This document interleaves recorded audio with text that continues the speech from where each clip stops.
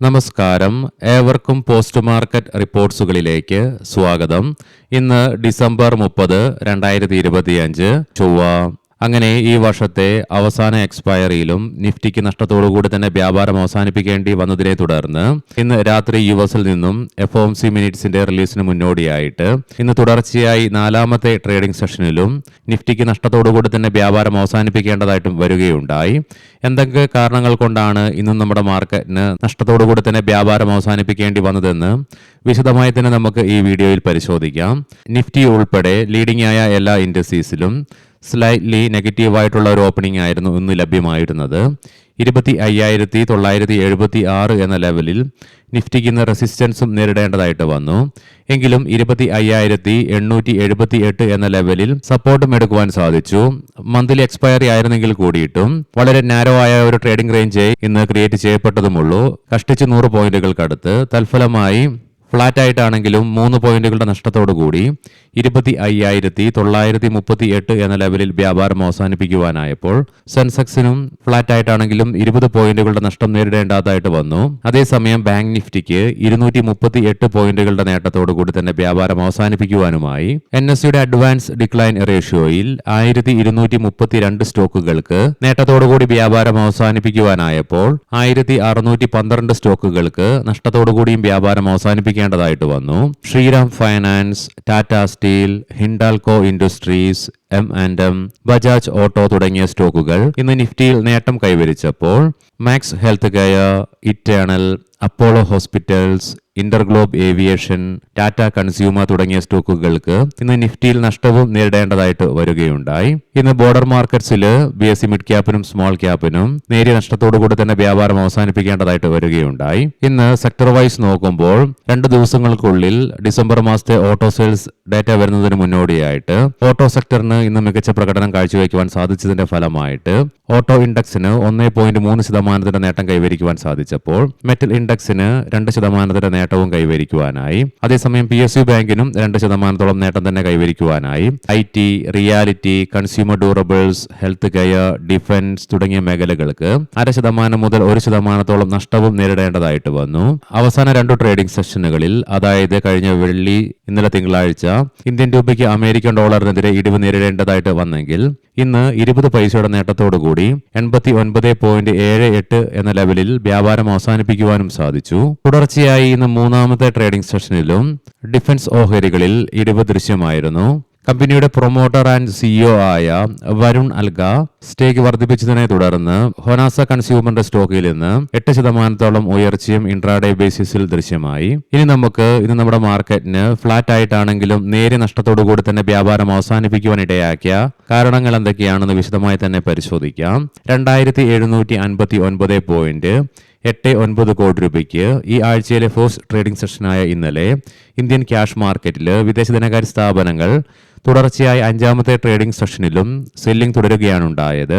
വർഷാവസാനമായിട്ടും അവരുടെ ഭാഗത്ത് നിന്നുള്ള സെല്ലിങ്ങിന് യാതൊരുവിധ ശമനം വരാത്തതും സെല്ലിംഗ് തുടരുന്നതും മാത്രമല്ല, ചരിത്രത്തിലെ ഏറ്റവും വലിയ സെല്ലിംഗ് നടത്തിക്കൊണ്ട് അവർ ഇന്ത്യൻ മാർക്കറ്റിൽ നിലനിൽക്കുന്നതും ഇന്ത്യൻ നിക്ഷേപകരുടെ ആത്മവിശ്വാസത്തെയും ഇന്നും തളർത്തുക തന്നെയുണ്ടായി. ഇന്നലെ US മാർക്കറ്റിൽ ടെക് ജയന്റ് സ്റ്റോക്കുകളിൽ ഉടലെടുത്ത വീക്ക്നെസ് മൂലം S&P 500നും നാസ്ഡാക്കിനും നഷ്ടത്തോടുകൂടി തന്നെ വ്യാപാരം അവസാനിപ്പിക്കേണ്ടതായിട്ട് വന്നു. കൂടാതെ ഇന്ന് വെളുപ്പിന് 12:30 FOMC മിനിറ്റ്സിന്റെ റിലീസ് ഉള്ളതിനാൽ തന്നെ നിക്ഷേപകർ പുലർത്തിയ ജാഗ്രതയും നമ്മുടെ മാർക്കറ്റിനെ ഇന്ന് സാരമായി തന്നെ ബാധിക്കുകയുണ്ടായി. ഈ ആഴ്ചയിലെയും ഈ മാസത്തെയും മാത്രമല്ല ഈ വർഷത്തെയും എക്സ്പയറി ആയിരുന്നു ഇന്ന് നിഫ്റ്റിയുടെ. ഡെറിവേറ്റീവ് കോൺട്രാക്ട്സുകളുടെ എക്സ്പയറിയും നമ്മുടെ മാർക്കറ്റിനെ കാര്യമായി തന്നെ ബാധിച്ചു. ഇന്ന് പ്രധാനപ്പെട്ട മേഖലകളായ ടെക്നോളജി, ഫാർമസ്യൂട്ടിക്കൽ, റിയൽ എസ്റ്റേറ്റ് മേഖലകളിൽ അതിശക്തമായ സെല്ലിംഗ് നേരിടേണ്ടതായിട്ട് വന്നു. തൽഫലമായി ഇന്ന് നിഫ്റ്റി ITക്ക് 284 പോയിന്റുകളുടെ നഷ്ടം നേരിടേണ്ടതായിട്ട് വരികയുണ്ടായി, അഥവാ 0.25%. മാത്രവുമല്ല, നിഫ്റ്റി IT ഇൻഡെക്സിലുള്ള 10 സ്റ്റോക്കുകളിൽ L&T മൈൻട്രി ഒഴികെ ബാക്കി എല്ലാ സ്റ്റോക്കുകൾക്കും നഷ്ടത്തോടുകൂടി തന്നെ വ്യാപാരം അവസാനിപ്പിക്കേണ്ടതായിട്ട് വന്നതും നമ്മുടെ മാർക്കറ്റിനെ മോശമായി തന്നെ ബാധിച്ചു. ഇതിനെല്ലാം പുറമെ ഇന്ന് ബ്രന്റ് ക്രൂഡിന്റെയും ക്രൂഡ് ഓയിലിന്റെയും വിലയിലുണ്ടായ ഉയർച്ചയും നമ്മുടെ മാർക്കറ്റിന്റെ മുൻപോട്ടുള്ള പ്രയാണത്തെ തടസ്സപ്പെടുത്തുവാൻ ഒരു പരിധിവരെ കാരണമായി മാറി. ഈ പറഞ്ഞ കാരണങ്ങൾ കൊണ്ടൊക്കെയാണ് ഇന്ന് നമ്മുടെ മാർക്കറ്റിന് ഫ്ലാറ്റ് ആയിട്ടാണെങ്കിലും നേരിയ നഷ്ടത്തോടുകൂടി തന്നെ വ്യാപാരം അവസാനിപ്പിക്കേണ്ടതായിട്ടും വരികയുണ്ടായത്. ഇനി നമുക്ക് ഗ്ലോബൽ മാർക്കറ്റുകൾ പരിശോധിക്കാം. നിലവിൽ യുഎസിലെ ഡോ ജോൺസ് ഫ്യൂച്ചർ 66 പോയിന്റുകളുടെ നേട്ടത്തിലാണ് വ്യാപാരം തുടർന്നുകൊണ്ടിരിക്കുന്നത്. യൂറോപ്യൻ മാർക്കറ്റ്സിൽ UK, ഫ്രാൻസ് മാർക്കറ്റുകൾ 0.5% നേട്ടത്തിലാണ് വ്യാപാരത്തിൽ തുടർന്നുകൊണ്ടിരിക്കുന്നത്. അതേസമയം ജർമ്മൻ മാർക്കറ്റ് 0.25% നേട്ടത്തിൽ വ്യാപാരത്തിൽ തുടർന്നുകൊണ്ടിരിക്കുന്നു. ഏഷ്യൻ മാർക്കറ്റ്സിലേക്ക് വരുമ്പോൾ മിക്സ്ഡ് സെന്റിമെന്റ്സ് ആണ് കാണുവാനായിട്ട് സാധിക്കുക.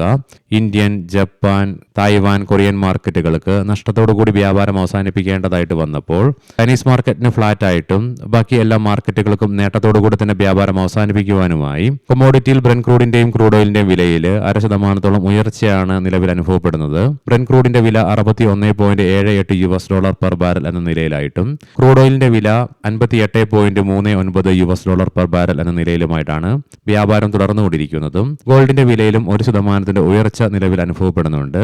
$4,388.83 പെർ ഔൺസ് എന്ന നിലയിലേക്കും ഗോൾഡിന്റെ വിലയും എത്തിച്ചേരുകയുണ്ടായി. ഇന്നത്തെ പ്രധാനപ്പെട്ട സ്റ്റോക്കിംഗ് ന്യൂസുകൾ പരിശോധിക്കാം. മുൻകൂട്ടി ഓർമ്മിപ്പിച്ചുകൊള്ളട്ടെ, ഇതൊരു ബൈ ഓർ സെൽ റെക്കമെൻഡേഷൻ അല്ല.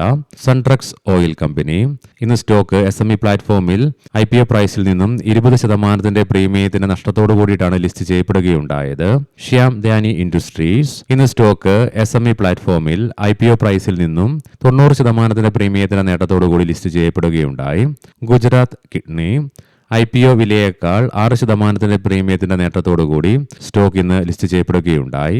ഓല ഇലക്ട്രിക് 4680 ഭാരത് സെല്ലിൽ പ്രവർത്തിക്കുന്ന റോക്സ്റ്റർ എക്സ് പ്ലസ് ബൈക്കിന് സർക്കാർ സർട്ടിഫിക്കേഷൻ ലഭിക്കുകയുണ്ടായി.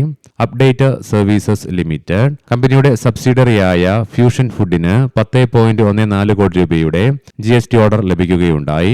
കൊട്ടാക് മഹീന്ദ്ര ബാങ്ക് 1:5 എന്ന റേഷ്യോയിലുള്ള സ്റ്റോക്ക് സ്പ്ലിറ്റിന്റെ റെക്കോർഡ് ഡേറ്റ് ജനുവരി 14, 2026 ആയിട്ട് കമ്പനി ഫിക്സ് ചെയ്യുകയുണ്ടായി. Eternal Blinkit chief financial officer Shri Bipin Kapuria രാജിവെച്ചു. തൽഫലമായി ഇന്ന് ഇൻട്രാഡേ ബേസിസിൽ സ്റ്റോക്കിന്റെ വിലയിൽ 3% ഇടിവും നേരിടേണ്ടതായിട്ട് വരികയുണ്ടായി. ഏവർക്കും ശുഭരാത്രി നേരുന്നു. നാളെ രാവിലെ പ്രീ മാർക്കറ്റ് റിപ്പോർട്ട്സുമായി കണ്ടുമുട്ടാം. നന്ദി, നമസ്കാരം.